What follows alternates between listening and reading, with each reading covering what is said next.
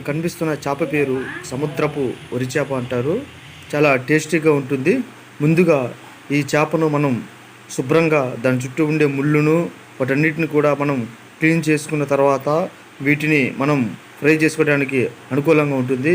ఎందుకంటే ఈ చేప సహజంగా సముద్రపు ఒడిలో ఉంటుంది కాబట్టి చాలా టేస్టీగా ఉంటుంది. అలాగే వీటిలో కాల్షియం అన్నీ కూడా మెండుగా ఉంటుంది. అలాగే ఈ చేపకి మధ్యలో ఒక పెద్ద ఎముక మాత్రమే ఉంటుంది కాబట్టి దాని చుట్టూ మొత్తం కండ ఉంటుంది కాబట్టి ఇది ఫ్రైకి చాలా అనుకూలంగా ఉంటుంది, మంచి టేస్టీగా ఉంటుంది.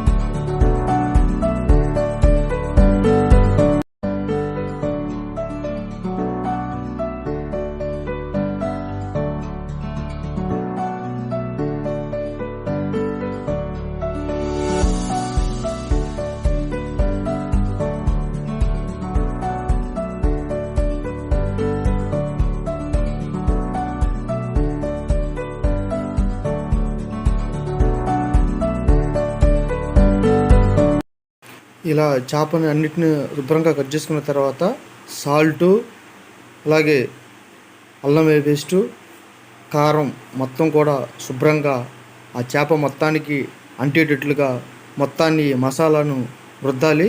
ఇలాగా మొత్తం రుద్ది కొంతసేపు ఇలా నానబెట్టడం వల్ల ఆ మొత్తం మసాలా కూడా ఈ చేప మొత్తానికి పట్టి మంచి టేస్టీ వస్తుంది. కాబట్టి నూనెలో వేసినప్పుడు కూడా ఈ మసాలా ఆ నూనెలో కలిసిపోకుండా మొత్తం కూడా ఈ చేపకు పట్టి చాలా మంచి రుచికరమైన టేస్టీ వస్తుంది. కాబట్టి ఈ మసాలా మొత్తాన్ని కూడా చేపకు అంటేటట్లుగా రుద్దుకోవాలి.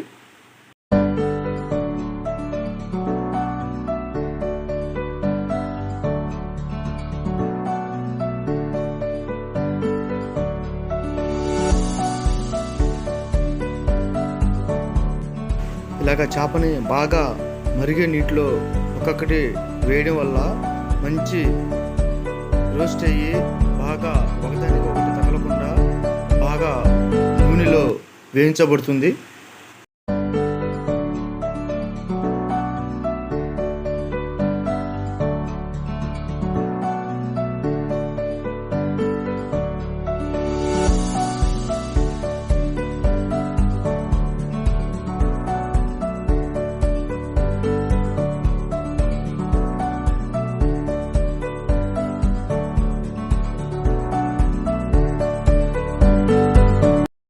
ఇలా చేప మొత్తాన్ని చాలా డీప్ ఫ్రై చేయడం వల్ల మంచి టేస్ట్ వస్తుంది.